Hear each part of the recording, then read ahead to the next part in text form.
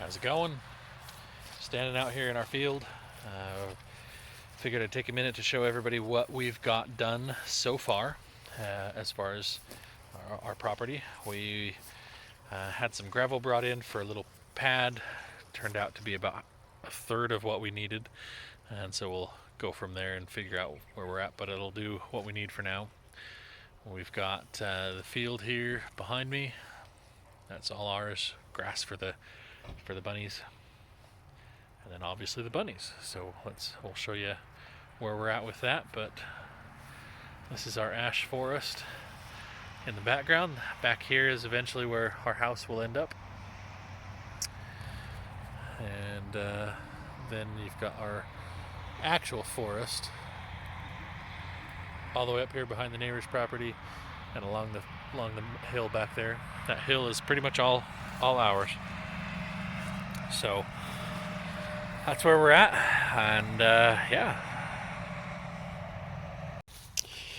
Alright, so these are our rabbit hutches. I decided to put them in a different configuration. When we had them before, they've always been in kind of just rows, but I wanted to try and use fewer tarps because I need those tarps for other projects, for other things at the moment. So we'll cover that in a second. But they've got hay feeders on the ends here, so they're all accessible. We can open this guy, and this is Roger. He's very excited. He loves his grass. And then, as you saw, he can just reach through the bigger mesh back there and pull it out. And we treat them as much as we can, and since we have this massive field, it's probably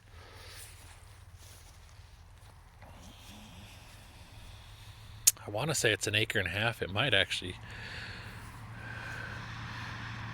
be closer to 2. But it's just a haying grass that the previous owners would let a guy come in and bale it, and he uses it on his farm for his horses.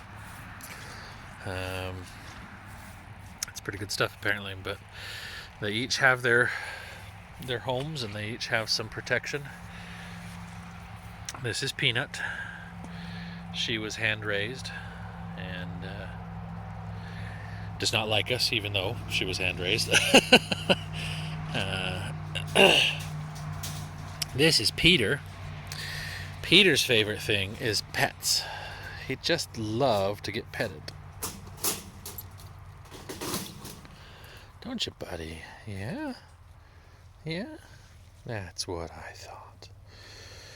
Peter was a rescue. He showed up on our property one day and was checking out our grow out hutch.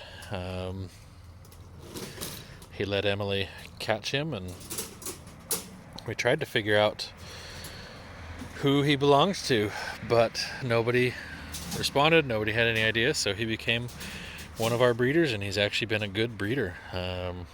He is obviously a broken agouti, which this is the fur pattern that we want, the agouti, but we like the broken pattern too, so it's been a good experiment. We put down these were free.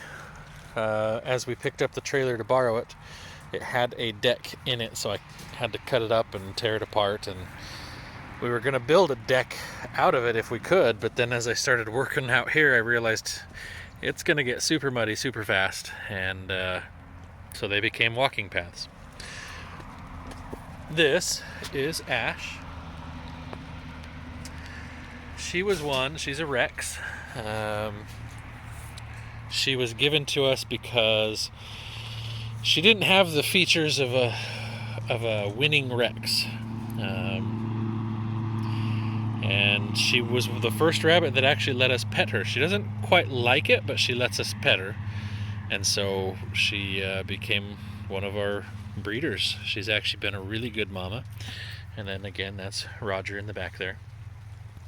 They seem to like having the hutches next to each other like this. They get to kind of interact and play with each other a little bit. So that's been a good thing. We'll pause. Oh, you want some more petting? Yeah. Hi, buddy. He will take all the petting he can get. So this is my little food cover. You can obviously see the food buckets here. And then when they're empty, we just flip them upside down so we know they're empty, and they are now protected from the rain. This is our our transport hutch. It worked extremely well. The only challenge with it was that the height was too high. I didn't have the time when I made it to actually cut it down. I wanted it about 18, maybe even 16 inches. The advantage it has with the height right now is that it's tall enough I can leave the lid open on either side, and they don't quite realize they can jump out. One of them, P2B2, figured out that he could, so I had to hurry and close that when I pulled somebody else out, but we'll cover that in a second. And then these are my little feed stands, support stands, that I built a while ago knowing we'd be up here in the mud and rain so that I could keep everything off the ground. Unfortunately, it rained before I could figure that, or before I got everything set up, so this is drying at the moment, and then I'll put all the extra tools and stuff back in. This is our grass scythe. Has been an invaluable tool. We will be getting another one soon because it makes cutting grass. You just grab a clump of grass and then swing underneath carefully. Obviously, don't hit your hand. But yeah, so these are, again, wonderful boards for walking on. This guy, this is P2B2. P2B2 stands for Peter 2, Babs 2. And I lied. That was Babs, not Roger. Silly me. Poor Babs, me calling her a guy. Anyway, Peter is his father. Babs is his mother. And he doesn't quite have the size of Peter. He's got Babs' size, but he's still a big bunny. I mean, he still weighs probably 9 pounds. But he's got Peter's fur and Babs' size. So we plan on breeding him. We haven't yet because we decided to keep him when we slaughtered his siblings. We decided he was the best out of that fur pattern, and you'll notice he's actually lighter in color than Peter, so I think that means Babs has the dilute gene in her, and so does Peter. And we'll get to Cinder and Ash in a minute as a comparison, because I'm pretty sure Peter has that gene clearly. So does and so does one of the others. This is Cotton. She was our second New Zealand doe. Yeah, I will get you all treats and grass in just a minute.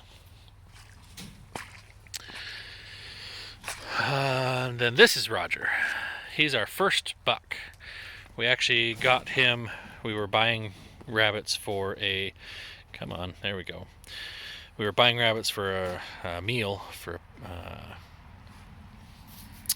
and we got him and he and Jessica, and unfortunately Jessica passed away about a year ago. She had a heart attack, but he's been a fantastic buck. We've had a few bucks over the years. He's gentle and caring and just knows what to do and knows how to woo the women so that he gets things done. This is Cinder. Now, Cinder is Peter's and Ash's baby. And so you'll notice that Cinder is a light gray. She's a dilute chinchilla pattern. So like I said, Babs, Peter, and Ash all have that dilute pattern, but it only shows when Peter and Ash is bred, or Peter and Babs. And that's the interesting thing, by the way, about rabbit genetics. A New Zealand white is this very specific pattern. more so than breed, in my opinion, because the fur isn't that different from a Rex in a lot of ways. It is, when it boils down to it.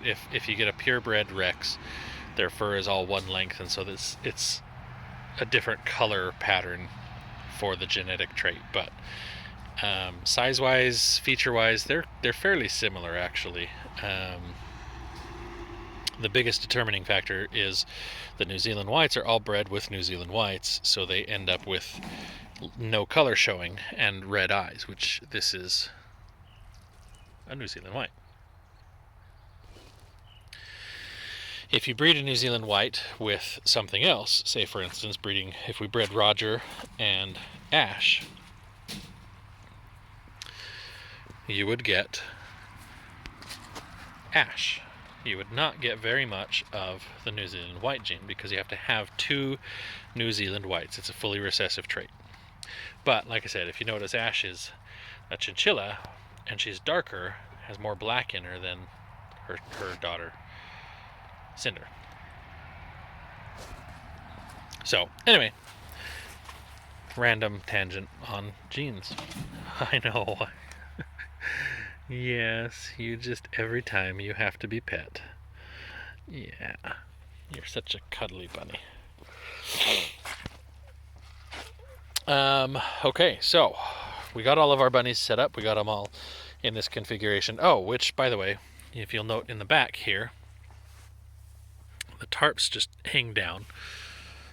I mean, there's just a gap back there. So the plan is that when we get these set up in a regular place, ideally under a barn, but I might actually modify it. The idea is that it will be a gable roof all the way around, so that it'll shed water down the front on the outside, but then on the inside it'll shed down into the center to help make sure that plants in the center get water. And then we've got about a 5-foot square section in there where we could plant plants, climbing vines, whatever, things that the bunnies can eat and love, so that they will have treats constantly growing. It's an idea. We're still working on it. So this is the gravel pad that we just barely had spread out. It took him about an hour and was significantly faster than I could ever have done. You can see there's lots of water collecting in the ground. This is our winter, and this is the downside of our winter. So we have 2 loads of 3-inch minus crushed rock, and it's spread out just barely enough to fit the camper trailer. The back will be all the way to the end here, and to be honest, just to keep the nose away from the road a little bit further, I might back the tires up to about here and then put blocks out here for the stabilizing. We'll see. Our plan was, see these boards, that marks where I actually wanted, and then they come down right there and across, and then they swerve out, so that as we'd back the camper in, we'd be able to angle it out.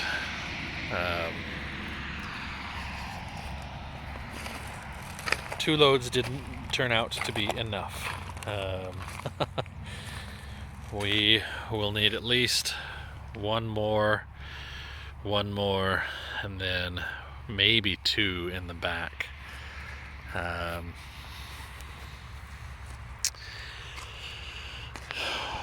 So we'll see. We'll figure out as we go what we need.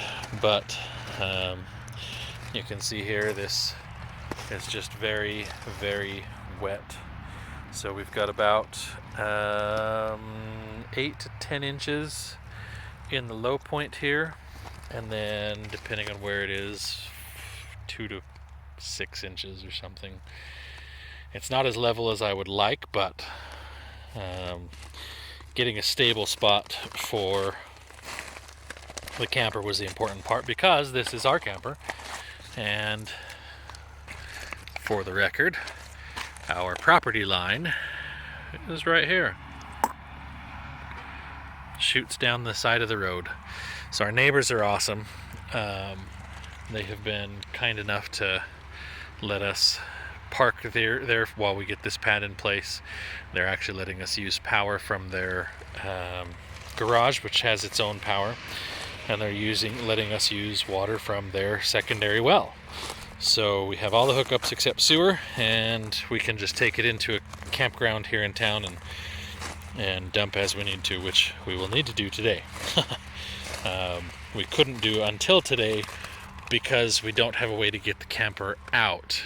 I mean, if all of their cars were gone, we could pull up and back out and get it out, but that hasn't happened yet. So, back to the tarps. We had one tarp on each hutch, along with some insulation, actually, to protect against wind more than anything.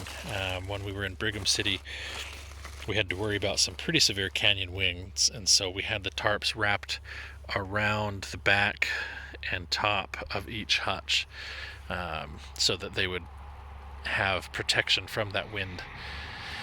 Now that we don't need the wind protection, we just need the rain protection and protection from hawks. We don't want the hawks to really see them and have access to them.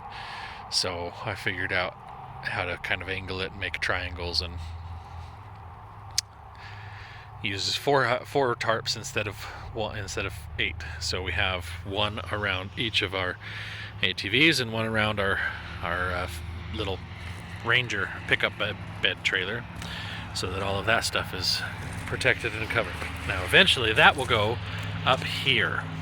The thought at the moment is that I will clear this shrub and go from this tree to that tree, and from this tree back to that tree.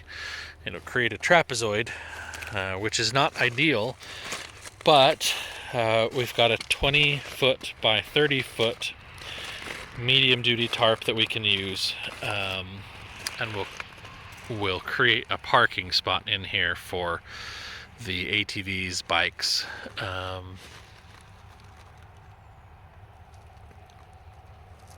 other such things. Right now you can see our bikes are just covered by a tarp just to keep them protected from the rain, because apparently expensive bikes don't come with kickstands, which boggles my mind. That's just stupid. Apparently the theory is that an expensive bike never needs a kickstand, I guess, but whatever. Anyway, this is where the road will eventually go. We're gonna have a pretty hefty time working on clearing that. Most of that, if not all of that, will become rabbit treat as we go. We'll clear a section and go give treats to the rabbits, and clear a section and go give treats to the rabbits. If we end up with too much and the rabbits just aren't eating it all, we'll just make a big pile and we'll burn it all. Probably make biochar, but I don't know, it might not be worth making biochar. We don't need to make biochar. The soil up here is amazing. I mean, you can see from the tire tracks, from where the grass can't grow because it's a little water pulled too much. It's just super rich, dark soil. So biochar might not necessarily be an advantageous thing, but we'll see. Who knows what the future brings. So the final thing that I asked him to do, and he was kind enough to oblige, was if you look up here, this driveway we don't own, so I didn't want to do too much, but he still did a little. You can see, though, sinks where the tires come in, and then there's a ridge where there's weeds growing. So that ridge is gravel that's just been pushed up over the years as people have driven, and the tires pushed down. So he took and he scraped the ridge all the way down the street, and he filled in a couple of potholes for us. They aren't quite perfect, but they are better than they were. So that's always a benefit, and especially since we share the driveway. It's on our property, but all three there's this property which comes up, shoots up the hill, and then comes across behind their property. So all of the trees up there are ours. And then there's another property that's a rectangle that comes down on the other side of this one. So all three properties legally have to share this one driveway, which for us isn't an issue. Like I said, the neighbors have been pretty cool, and the driveway's already here, so there's no point trying to build a new one, especially knowing now how much gravel costs. This driveway was probably $3 or $4 grand to lay down in gravel. Granted, it was done a long time ago, so it would have cost a lot less, but if I laid this little driveway, well, it's not little, anyway, up to here, where it splits onto their property and onto ours, that's easily $3,000 or $4,000 worth of gravel by today's price. So I'm okay not moving the driveway, not affecting the driveway any more than I have to. We'll maintain it and we'll keep it in good condition. And next year we'll probably have to actually add gravel. Scraping it did a good job of filling the potholes in for now, but I imagine next winter they're going to come back, or this winter, I mean, this coming winter, they'll come back. So we shall see, but anyway, that's our property so far. We will keep posting updates and let everybody know where we're at as we go.